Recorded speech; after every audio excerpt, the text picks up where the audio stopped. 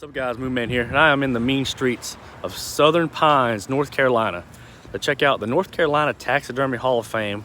It's also a tool museum, also a creationist museum. Take with it what you will. But we're gonna go check it out, and I'll show you what it's got to offer, so let's do it. Located in the basement of the Christian bookstore. As soon as you start going down the stairs, you already start seeing tools and stuff. The Hammer King of Tools. Here's some of that taxidermy on display. That's really cool. Let me go ahead and give you a disclaimer. This museum is actually free to the public, but they accept donations. So that's really cool. In this case, we have displayed all the credible evidence of evolution. That's really cool. There's a mohawk alligator, Indian piece that symbolizes earth. The foxtail, skies, feathers, water is the alligator. And here's some skulls. There's a picture of Ronald Reagan. There's an elf hoof right here with a bottle in it. And there's lots of crystals out here too. I'm cracked up over armadillo eggs. Look at armadillos laying eggs. That's pretty cool. It's like a little water scene there. And there's a little lizard and some turtles going in there. And spiders on the web there. Here's a Quadamundi. He lives in Argentina to Arizona. Is often named for a pet, and Mexico tamed for a pet. It's pretty cool. I just noticed there's random like race car related things in here too. And this guy, Darn Garlitz, he actually raced. This was one of his tires he used. And there's a can of alligator. And this is more Christian related things. But here is a Bible from multiple different countries and languages. Don't know what that one is. I'm not sure what this is signifying, but this is some sort of step in evolution where it says in their eyes, start off, there's a snake, and then start off like de-evolving, I guess, and then evolving into worshiping. The chimp says our Father ? And here's what a modern human looks like, unless just in case you're an alien. You have some cypress knees here. And right there is a bluegill fish and a rainbow trout. And a rough looking piranha. This crow is fighting this bobcat over this dead deer carcass in a tree. Wonderful. There's a knight right here. There's an owl. But if you walk around, it leads to pictures of Jesus and John Wayne. This is called Strange Stuff. Has like tiki heads, and totems, and liquor bottles, and Papa Roach record. A little snake right there, but what more caught my eye was this turtle with the really big eyes. It almost looks furry too. It's kind of weird. I have a little thing on Thomas Edison. Some of the records here are actually from his company, Thomas Edison Company, but this is the mimeograph. It was invented, this is Model 1. It was invented by Edison, and this one was found in a church in Maine. So that's pretty cool. And they have a certificate of authenticity over there too. An illegal rabbit trap in Australia. A little display with all these old levels. It's pretty cool. And above there is a bunch of barbed wire and chains and clamps. There's a horn from a water buffalo. Solid as can be. This is a carving of a coal miner made out of a single piece of coal. And there's a pipe with a tree growing around it. And there is a Bayer hammer. It was the 8th tool patented in America under the hammer classification. Pretty cool. And there's a thing on the canary in the coal mine. In coal mines, they have back in the day, they'd have canaries in there. They'd actually check up on them or whatever. If the canary was doing good, there was enough oxygen. If they weren't doing good and they died, there just wasn't enough. You need to get out. This sword is made from the bill of a swordfish, and directly below that is a sawfish mouth. If you look inside this box, you will die. Go ahead and look. You're too curious to resist. How does it know me so well? And as it appointed unto men once to die, but after this the judgment. Everyone will die someday. Do you know Jesus Christ? Yeah. There's a really beautiful peacock taxidermy right here. Look at his feathers, it's so beautiful. And then there's a peahen. And then there is a wild boar. Got this weird goat-like thing next to this mountain lion. But underneath the mountain lion, there's a hand with a sleeve on it. I think the mountain lion might have more than just a snack, you know what I'm saying? Here's a bunch of old tools and old equipment in this like shed-like thing. There's a rooster taxidermy there. There's an old BB gun. And there's some old saws made in Kingsland, Georgia. It's pretty interesting. There is a dagger, like can opener. Interesting. There's actually a wall of different bottle and can openers. It's pretty cool. This one is more like the modern one we would use today. Goes all the way down to this wine opener. This bottle opener is a man being eaten by a gator. He only likes having a good time. Piece of this bark is from one of the largest cork trees that ever exist in the U.S. It was from it was verified by North Carolina University. Here's a kangaroo taxidermy.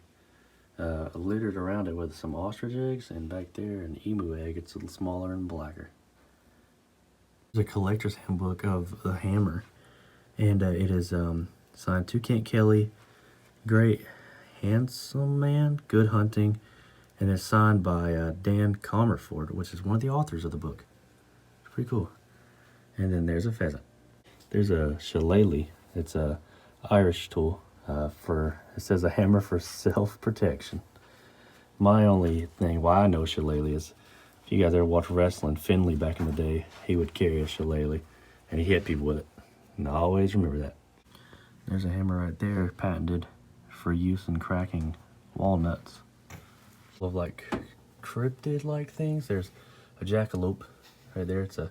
But it's also got pheasant and raccoon tail, and yeah, and it's the fur-bearing trout. It says very rare and very popular sideshow gaff. And there's a blue fox. It says they're hunted by wolves. Their teeth are about 1/10 the size of a wolf's. So that's their main predator there.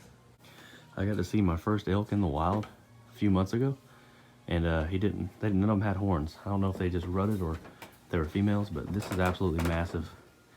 And I can tell you, they are that big. They are really, really big. And they're my favorite piece of taxidermy so far. There's 5 largemouth bass hanging from a log by a deer antler. That one's also cool though. It's a boar inside inside a stump. It's pretty cool. Some kind of triggerfish or filefish. These are actual fish taxidermy. A lot of times nowadays, the fish taxidermy is actually replicas, because fish just don't really hold up that well. And it's not, you often like risk ruining the taxidermy by doing it. So seeing some actual ones are actually pretty cool. This is more of the taxidermy section. This is Taxidermy Hall of Fame in North Carolina, like I was talking about. And it's got a fallow deer. If you guys watch some older videos when we went to the Virginia Safari Park, there was a lot of those. Had that largest cork bark, another piece of it. There's actually an albino raccoon munching on some corn.